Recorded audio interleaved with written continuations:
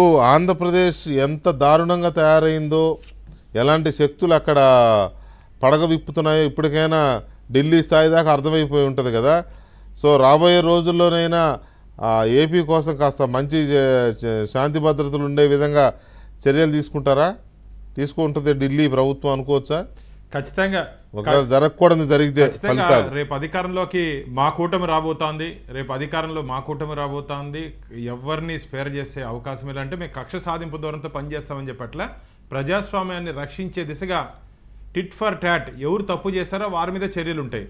ఈ అధికార పార్టీ మారిగా ఊరికే ఒక సామాజిక వర్గాన్నో లేకపోతే మిగతా పత్రికలను అట్ట టార్గెట్ చేయము. ఎవరు తప్పు చేస్తారో వారి మీద ఖచ్చితంగా చర్యలు తీసుకునే దిశగా మా ఎన్డీఏ కూటమి పనిచేస్తుంది. ఇది ముందు నేను ఎందుకు చెప్పానంటే మాచర్ల విషయంలో ప్రజలు తిరగబడాలని. ఎంతకాలం ఇట్లా బానిసత్వంగా ఉండాలి? ఈరోజు ఆయన తిరగబడ్డాడు బూత్లో. ఆయనకి సపోర్టింగ్ ఇంకో 10 మంది వచ్చి ఉంటే ఎంత పెద్ద రౌడీ అయినా భయపడతాడన్నా, ఎంత పెద్ద రౌడీ అయినా భయపడతాడు. ఇప్పుడు తిరుపతిలో ఉదాహరణకి తిరుపతిలో ఉన్నాం మేము కూడా ఆ రోజు దొంగ ఓట్లు పట్టుకున్నాం. అధికార పార్టీ వాళ్ళతో గొడవ జరిగింది.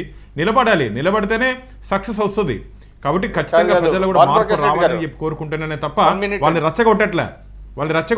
ఒక్క నిమిషం భానుగారు, ఒక్క నిమిషం చెప్పండి. అక్కడ జరిగింది ఏంటంటే నేను చాలా క్లోజ్గా నేను గమనించానండి. జరిగింది ఏంటంటే వాళ్ళు ఊరోళ్ళు తిరగబడ్డారు కాబట్టి శేషగిరిరావు గారిని టెంపరీగా కొంత ఆయన మీద చేయకుండా వెళ్ళిపోయారండి.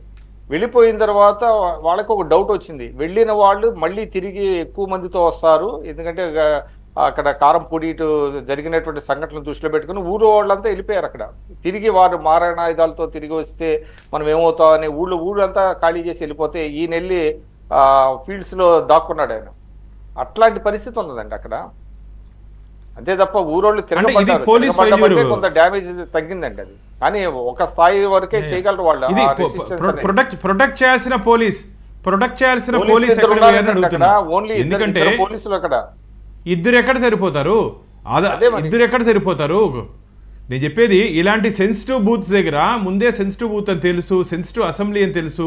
ముందు జాగ్రత్త చర్యలు మీరు చెప్పినట్టు ముందు జాగ్రత్త చర్యలు తీసుకొని కేంద్ర బలగాలను పెట్టుంటే ఒక్కొక్కరిని కానీ వాయించునుంటే వాళ్ళకి తనామన లేదు, ఎమ్మెల్యే లేదు, ఎంపీ లేదు, మంత్రి లేదు, ఎవరైనా సరే కేంద్ర బలగాలు వచ్చాయంటే అక్కడ మనిషి కనపడి రౌడీజం చేస్తుంటే దెబ్బలు పడాల్సిందే.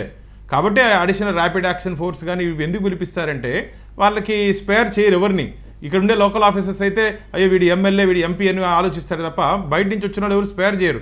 కాబట్టి ఇది యంత్రాంగం కూడా దీంట్లో ఫెయిల్ అయిందని చెప్పి మేము భావిస్తున్నాం. ఎందుకంటే ప్రజలకు భరోసా కల్పించాల్సింది పోలీసులు. పోలీసులు కానీ దురదృష్టం పోలీసుల మీదే సమ్మిళిత దాడి చేస్తున్నారు ఈ అధికార పార్టీ నాయకులు. పోలీసుల మీదే తిరుపతిలో నాని గన్మెన్ మీద సమ్మిళిత దాడి చేస్తారు. అంటే అంత ధైర్యం ఎక్కడి నుంచి వస్తుంది? అంటే అధికార పార్టీ నాయకులు కాపాడతారని. అందుకనే ఎవరు మిమ్మల్ని కాపాడే వాళ్ళు లేరు. ఇప్పుడు ఒకటి చేయించిన వాళ్ళంతా ఏసీ రూముల్లో దుబాయ్లో కూర్చోన్నారు. చేయించిన వాళ్ళంతా ఏసీ రూముల్లో దుబాయ్లో లేకపోతే గోవాలో కూర్చున్నారు. వాళ్ళ కోసం రోడ్ల మీద వచ్చి గొడవ పడిన వాళ్ళంతా జైల్లో ఉన్నారు. ఆలోచించారు కార్యకర్తలు కూడా ఆలోచించాలి. ఒక్క నిమిషం, మీరు ఎవరి కోసం చేశారు?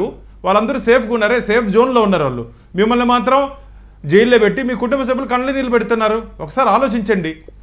ఎన్నికలు అయిపోయినాయి, ప్రజలు తీర్పు ఇచ్చేశారు, ఎందుకయ్యా గొడవలు?